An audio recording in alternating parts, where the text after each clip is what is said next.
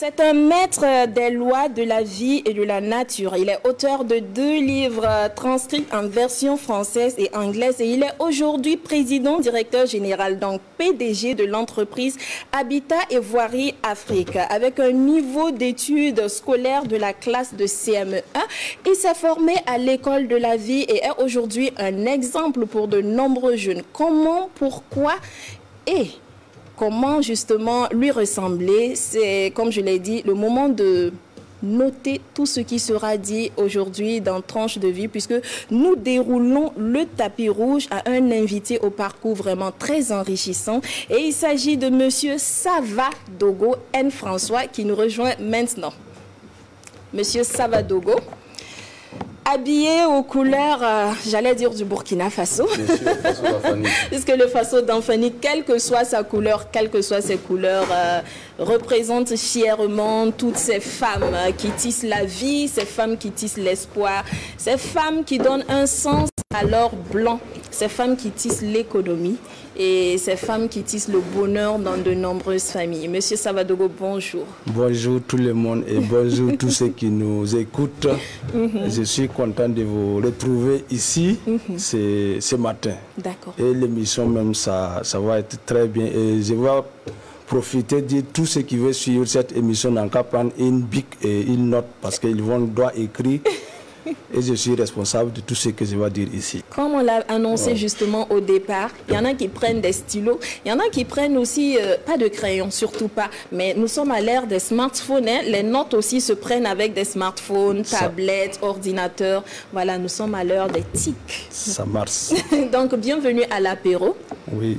Donc, on vous permet de dire bonjour à ces milliers de téléspectateurs qui regardent et qui vont prendre note. Voilà, bonjour à tout le monde, bonjour toute la communauté burkinabé et africaine. Oui. Bon, excusez-moi parce que mon français n'est pas tellement chose, mais on va débrouiller avec ça. Pas de souci. Et ensuite, dans un placement des mots, je vais essayer de faire tout possible pour qu'on puisse comprendre ce que je vais vous dire aujourd'hui parce que il y a beaucoup de choses à dire. Donc je salue tout le monde qui nous écoute en Afrique, partout dans le monde, que le monde fonctionne avec des lois. On va découvrir beaucoup de choses sur cette émission. Je remercie tout le monde.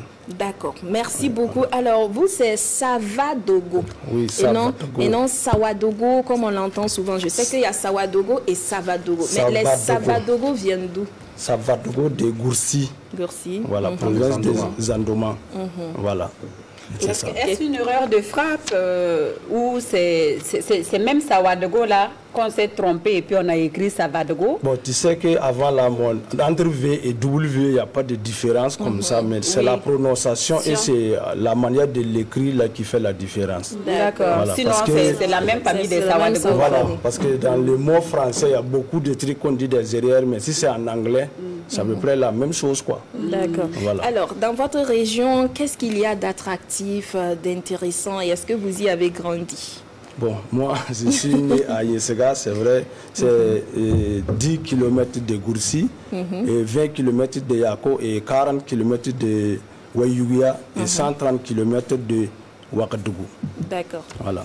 Et vous n'avez pas grandi donc à Goursi? Je suis grandi là-bas jusqu'à à peu près, je suis venu d'ici 92 que je suis venu à Ouaga. En 1992. Ça me rappelle ma jeunesse. Puisque ça ne peut pas être 1892. Voilà, d'accord.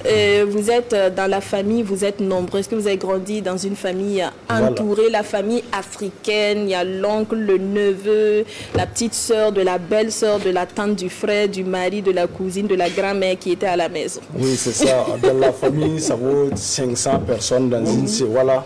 Chacun avec sa maison, mais nous sommes une grande famille. Voilà, c'est ça.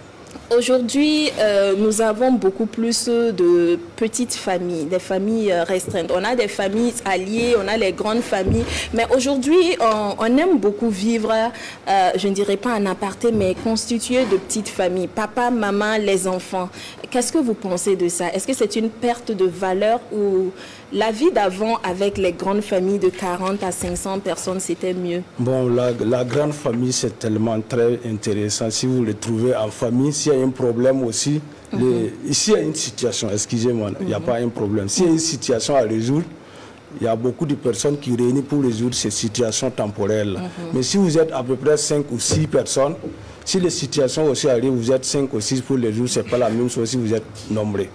Donc la grande famille, il y a beaucoup de choses, de l'expérience à tirer là-bas, plus que la petite famille, quoi. D'accord. Voilà. Et vous avez préféré utiliser situation en lieu et place de problème. Est-ce à dire que pour vous, il n'y a jamais de problème, c'est juste des situations qui arrivent dans la vie? Une situation temporaire à résoudre. D'accord. Donc les problèmes pour vous? Non, ils n'existent pas. Ils n'existent pas. Voilà. Alors, quelle est votre philosophie par rapport à ça? Est-ce que vous pensez que tous les problèmes, justement, peuvent être résolus aussi? Tout un problème, toute une situation, il y a une solution. Il y a une solution à résoudre. Voilà. Soit tu le peux, soit tu demandes des gens qui peuvent t'aider à sortir sur cette situation-là. Voilà. Peut-être que tu n'as pas trouvé la même personne qui peut résoudre cette situation. Sinon, si tu trouves quelqu'un qui va résoudre cette situation-là, il n'existe pas. D'accord. Il y a un proverbe, c'est un artiste français qui dit que si tu es souvent seul avec tes problèmes, c'est que le problème, c'est toi. Donc, pour paraphraser, pour moi, si tu es souvent seul avec tes situations, c'est que la situation, c'est toi-même. Est-ce que vous partagez cela? C'est à peu près la même chose. Parce qu'une situation partagée, tu trouves la solution. Soit une situation, prendre dire qu'il n'y a pas quelqu'un qui peut résoudre ça. Bon, comme tu as déjà dit ça, la situation aussi va loger chez toi et ça va devenir une situation non résolue. Et c'est toi-même qui devient maintenant ta propre situation. Voilà. Est-ce qu'aujourd'hui, il est intéressant, M. Savadogo, de raconter sa situation à quelqu'un quand on sait que malheureusement les amitiés ne sont plus aussi sincères? Bon, il y a une manière d'expliquer ta situation. Tu dois regarder